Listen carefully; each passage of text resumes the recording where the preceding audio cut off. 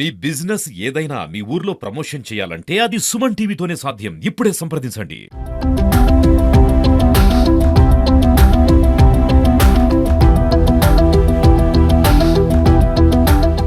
Welcome to Suman TV. మనం ఇప్పుడు సూర్యాపేట జిల్లా కేంద్రంలో ఉన్నాం. ఇక్కడ ఒక సాధారణ తల్లి తన కొడుకుని కాయకష్టం చేస్తూ కష్టపడి ఇంజనీర్ చదివించింది. మెకానికల్ ఇంజనీరింగ్ చదివిన ఆ కొడుకు పెద్ద కంపెనీలో జాబ్ కూడా వచ్చింది. కానీ ఆ జాబ్ చేస్తూనే తన తల్లి పడిన కష్టాన్ని కళ్ళారా చూసిన కొడుకు తల్లి కష్టం ఇంకా మరెవరు పడకూడదు అని చెప్పేసి ప్రపంచంలోనే ఎక్కడా లేనటువంటి ఒక కొత్త రకమైన మిషన్ని సృష్టించాడు. మెకానికల్ ఇంజనీర్ చదివిన ఆ ఇంజనీర్ రియల్ మెకానికల్ ఇంజనీర్ అయి ఒక కొత్త పరికరాన్ని సృష్టించి సమాజానికి ఒక ఆదర్శంగా నిలిచాడు. అసలు ఎవరతను, ఏంటా మిషన్, ఆ వివరాలు ఏంటో ఇప్పుడు తెలుసుకుందాం.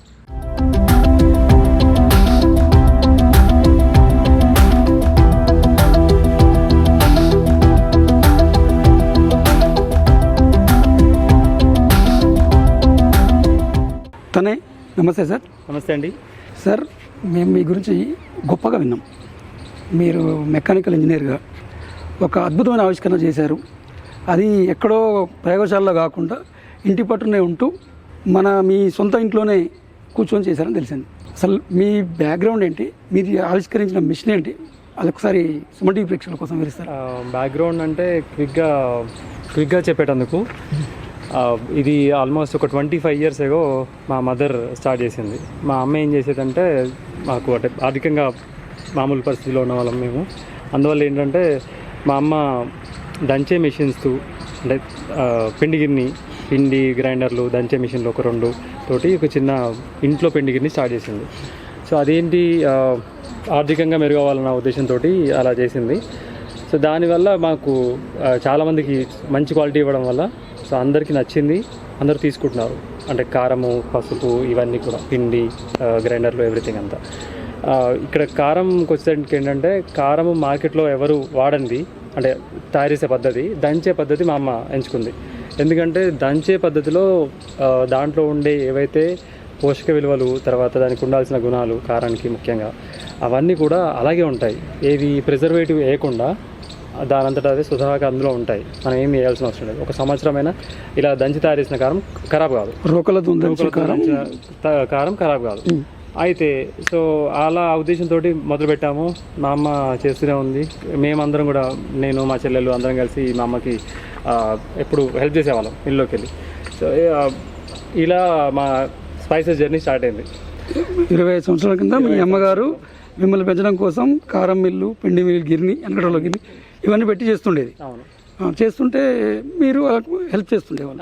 నేను, మా చెల్లెలు, ముగ్గురం చెల్లెలు, సో మొత్తం మేము 4 అందరం దాంట్లో మిల్లులో ఏదో ఒక పని చేసేవాళ్ళం.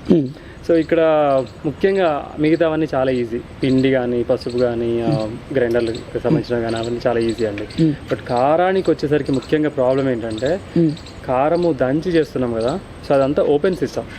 ఈ ఓపెన్ సిస్టమ్ వల్ల కారము మీద పడుతుంది, జల్లెడ పట్టినప్పుడు మళ్ళీ మీద పడుతుంది, దంచేటప్పుడు మీద పడుతుంది, కంట్లో పడుతుంది, తుమ్ములు వస్తుంటాయి, అసలు ఒళ్ళంతా మంట, చాలా ఇబ్బంది. సో దాంతోపాటు బాగా సౌండ్ వస్తుంది, దంచుతున్నప్పుడు వచ్చే సౌండ్ చాలా ఎక్కువ ఉంటుంది. సో ఇవన్నీ కూడా ప్రాబ్లమ్సే. కానీ దాని నుంచి వచ్చే క్వాలిటీ మాత్రం చాలా బాగుంటుంది. సో అందువల్ల మా అమ్మని ఎప్పుడు అడుగుతుంటాం, అమ్మ ఇది కారం ఒకటి బంద్ చేసి మిగతా అంతా నడిపిద్దాము అంటే, తను ఎప్పుడు లేదు, ఇందులో వచ్చే క్వాలిటీ అసలు ఏ ప్రాసెస్లో కూడా రాదు, ఇది ఉండాలి ఏమైనా కానీ. మరి దీనికి ఒక చిన్న ఉదాహరణ ఏమైందంటే, ఊర్లో ఉన్న అన్ని మిల్లుల కంటే మా దగ్గరికి ఎక్కువ మంది వచ్చేవాళ్ళు. ఎప్పుడు 2 days వెయిటింగ్ ఉండేది. 2 days కస్టమర్స్ తెచ్చి కాయలు అక్కడ పెట్టేస్తే మిరపకాయలు 2 days వెయిటింగ్ ఉండేది. సో దీనివల్ల ఏమైందంటే, ఈ పద్ధతిని ఏదైతే దంచి తయారు చేసే పద్ధతి ఉందో ఆ పద్ధతి అలాగే ఉండాలి అనేది తను బాగా నమ్మింది. ఓకే. సో అప్పుడు నేను 2002 నుంచి 5 వరకు మెకానికల్ ఇంజనీరింగ్ డిప్లొమా చేశాను. సో ఎప్పుడైతే నా డిప్లొమా అయిపోయిందో అప్పటికి మాకు 5 years అయింది ఇదంతా సెటప్ పెట్టి. సో నాకు వచ్చిన ఆలోచన ఏంటంటే, దీన్ని ఇంకా ఆటోమేటిక్ చేయొచ్చా. అప్పటి వరకు మెషిన్స్ ఉన్నాయి, మెషిన్స్ లేవని కాదు, మెషిన్స్ ఉన్నాయి. అవి దాదాపు ఈ రోజు నుంచి వెనక్కి వెళ్తే 50 సంవత్సరాల పైన మెషిన్స్ ఉన్నాయి. అయితే మీ అమ్మగారు కారం మిల్లు పెడుతుంటే ఆ కారం ఒంటి మీద కళ్ళల్లో పడడం, ఆ సౌండ్కు చెవులకి ఇది కావడం అబ్జర్వ్ చేశారు. అవునండి. మీరు మెకానికల్ ఇంజనీర్ చదివారు. ఎస్.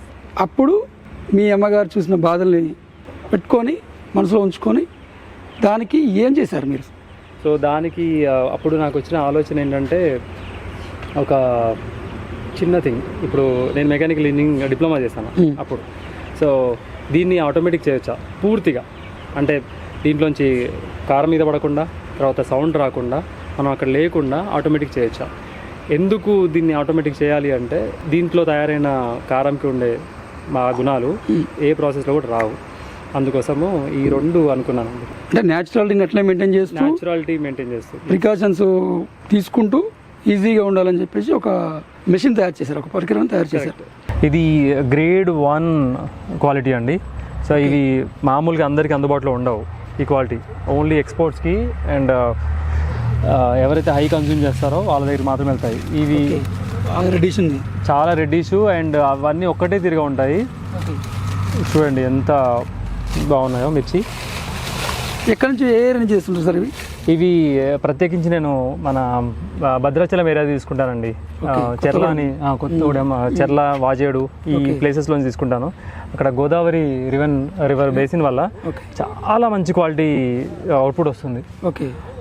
అక్కడున్న రైతుల దగ్గర నుంచి మాత్రమే తీసుకుంటాను. అది కూడా ప్రత్యేకించి ఒక 3 రైతుల దగ్గర నుంచి తీసుకుంటాను. వాళ్ళతో మేము వర్క్ చేస్తున్నాం కాబట్టి. దీన్ని ఇంత మంచి క్వాలిటీ మిర్చిలోంచి కూడా గ్రేడ్ ఏలోంచి మళ్ళీ దీన్ని గ్రేడింగ్ చేస్తారు దీంట్లోంచి కూడా. ఇక్కడ దీంట్లో చిన్న చిన్నవి ఏమన్నా తెల్లకాయలు అవి రావచ్చు. తర్వాత ఈ తొడిమెలు పూర్తిగా తొడిమెలు తీసిన తర్వాతే వాడతాము. తొడిమెలు ఉంచి చేయము. తొడిమెలు పూర్తిగా తీసేసి ఒక్కొక్కటి చేతితో ఏరిన తర్వాత క్లీన్ చేసిన తర్వాత మాత్రమే ఉపయోగిస్తామండి. ఓకే. మీరు మెకానికల్ ఇంజనీర్ చేశారు కాబట్టి మీ తల్లి కోసం ఇంత ఇన్వెస్ట్ చేశారు, ఈజీ చేశారు, సక్సెస్ఫుల్ అయ్యారు, సక్సెస్ఫుల్ వ్యాపారం నడుస్తుంది. అవునండి. మరి ఉద్యోగం ఎక్కడెక్కడ చేశారు? ఉద్యోగం నేను 2008లో మొదలెట్టాను. 2008 నుంచి 2019 వరకు చేశాను. ఈ మధ్యలో దాదాపు 6 to 7 years నేను అమెరికాలో ఉన్నాను. సో అమెరికాలో జాబ్ చేశారా మీరు? అవునండి. సో ఇందులో ఇంకొకటి ఏంటంటే నేను వర్క్ చేసేది విమానాల కోసం. సో విమానాలు దాంట్లో తయారయ్యే పార్ట్స్ నేను డిజైన్ చేస్తాను. ఈ డిజైన్ చేసిన పార్ట్స్ని తర్వాత మ్యానుఫ్యాక్చరింగ్ చేసి విమానంలో ఫిట్ చేస్తారు. సో అది నా జాబ్ బేసికల్లీ. దీంట్లోనే నేను విమానాలు తయారు చేసే ఫ్యాక్టరీలో వర్క్ చేశాను అక్కడ. అదొక మంచి అనుభవం అనుకోండి. దానివల్లే మేబీ నాకు అంటే మెకానిజమ్స్ మంచిగా వచ్చాయి అండ్ చేయడానికి కూడా అయింది.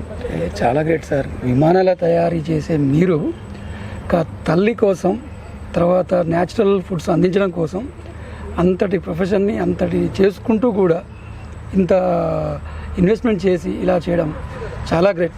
మీకు ఇంత చేస్తే ఇంకా మీ యొక్క తదుపరి లక్ష్యం ఏంటి సార్? నా తదుపరి లక్ష్యం ఏంటంటే ఇది ఇంకా చాలామందికి అందించాలి.